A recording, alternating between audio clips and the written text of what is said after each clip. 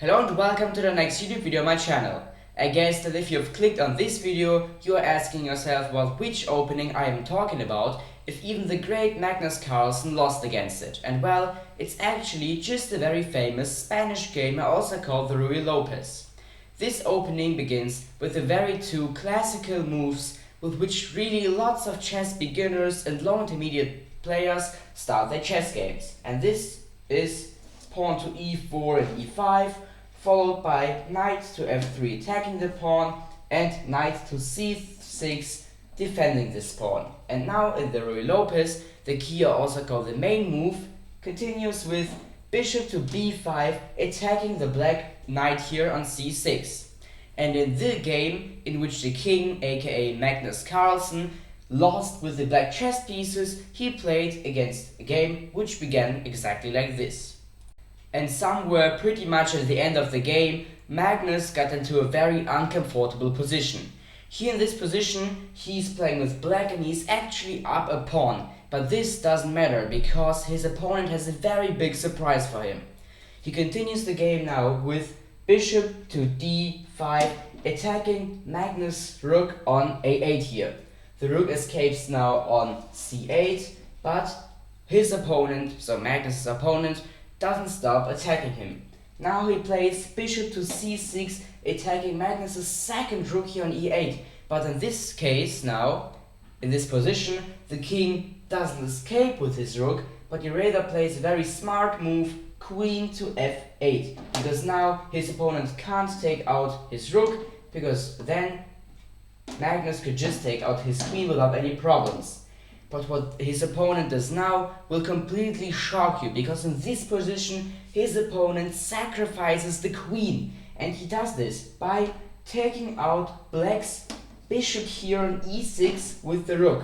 And now Magnus just resigned, because in this position the king couldn't just capture his opponent's queen with his own queen because of rook to e8 with mate.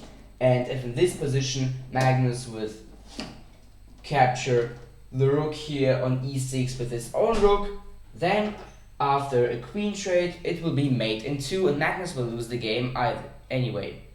So how I've seen now, even the chess grandmaster Magnus Carlsen couldn't do anything against the Spanish game, or also called the Ruy Lopez. Therefore I will show and explain you in this video the most famous and popular continuation variations of it. So let's get started. The most famous answer on white's third move with bishop to b5 is just knight to f6 attacking white's pawn here on e4, and this variation is called the Berlin defense. This move is pretty simple because it actually just develops a light chess piece of its starting square, and it enables the king to develop to the castling faster. Because the short castling in this position here is the most common thing to protect the king and to get the rook in the center of the chessboard. So now here white often plays the short castling to get the rook in the following moves on e1. Black has the option here to capture now our unprotected pawn on e4 with his knight. But here we just continue with the, how I've already said, pretty common move, rook to e1 attacking the knight. And obviously he has to move away now somewhere.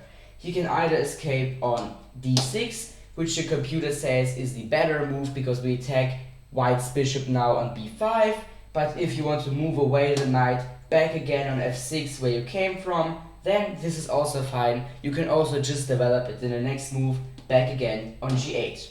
No, this was obviously a joke. But if the knight escapes, let's say for example on d6, we are able to just capture back this pawn here on e5 with our knight, for example. But if in the position before our opponent decides not to escape with the knight but rather to defend it with, for example, pawn to d5, then this is not so smart, because now the first thing is that black's knight here on c6 is pinned now because the d pawn isn't standing anymore on d7 but rather on d5, and here we can just play pawn to d3 attacking black's knight here on e4 again, forcing him to move away, and gaining more tempo than our opponent, because now we have developed this pawn and opened up this diagonal for our queen's bishop, which is very important in this game. Another continuation variation on the key move of the Ruy Lopez, bishop to b5, is the very popular Morphy defense with pawn to a6, simply attacking our bishop now on b5, leaving us with only two options now. We either do the exchange, so we exchange the bishop with the knight by capturing it, or we retreat it. Let's take a look at first on capturing. Here, you shouldn't capture back in the light chess piece exchange with the b pawn, but rather with the d pawn. And here it's pretty popular just to do the short castling again, leading to more protection for our king and to get the rook here now on the e file and more in the center of the chessboard. Now the game can continue with different moves, like for example the very aggressive bishop to g4, pinning our knight here on f3, and so on. And now I will show you how the Spanish game can continue if white decides to not trade the light chess pieces here in this position, but rather wants to retreat the bishop by moving it now on a4 from the attack of our opponent's pawn here on a6. And in this position it's very interesting because black can basically play every single move that's possible on the chessboard, and it will be an official line and also very often played line of the Ruy Lopez opening. For example, pawn to d6 with the modern Steinitz variation or Steinitz defense. Then there's knight to e7 with the Cosio defense, but also pawn to f5, which is pretty interesting, attacking the opponent's pawn here on e4 with the Schliemann defense, and so on and so on. But the two most popular replies are either now pawn to b5, attacking our bishop here now on a4 with the second chess piece, or back again into the main line of the Ruy Lopez with knight to f3, the key move of the Berlin defense. Let's at first take a look at pawn to b5. This move attacks our bishop now, which has retreated on a4, forcing it to retreat now again, but this time on b3. And this move leads into really again lots of different continuation variations, like for example the pretty interesting Norwegian variation with the move with the knight on a5, attacking our bishop now on b3 again. And here the game mostly continues with the short castling and normal chess piece development. Another option, which is a bit less aggressive instead of knight to a5, is just bishop to c5, normal chess piece development with the grass defense. And now it's not that popular to do the short castling anymore, but rather to play pawn to c3, preparing the strike at the center with pawn to d4. On pawn to c3, the computer says that black's best move is actually to retreat their bishop from the future pawn attack, either on b6 or back there in the corner of the chessboard on a7, still controlling this very important diagonal which connects the bishop with the very dangerous and important f2 square, or vice versa the f7 square. Another pretty often played move, instead of attacking white's bishop now, which has retreated on a4 with pawn to b5, continuing with the Morphy defense, is to play the already announced move and also already played move, knight to f6, attacking our pawn here on e4, transposing back into the main line of the Ruy Lopez opening. And here we could just continue the game completely normally, as if pawn to a6 and bishop to a4 has never happened.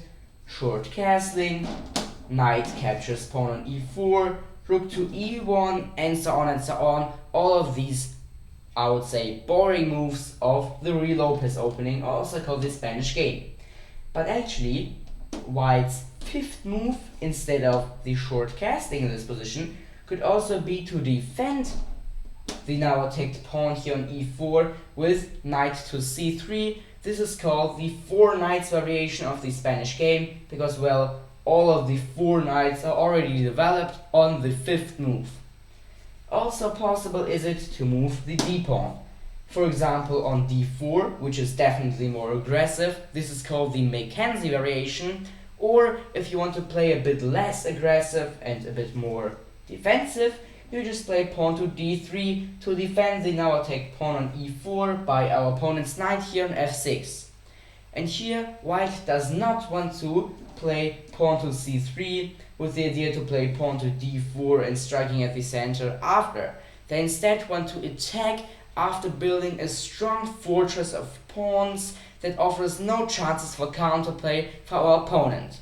And this was it then overview of this video, in which I have shown you the many different continuation variations of the very interesting Spanish game I also called the Ruy Lopez against Magnus Carlsen, aka the King, lost the game against. If you liked the video, feel free to leave a like there and subscribe to my YouTube channel. Till next time, bye!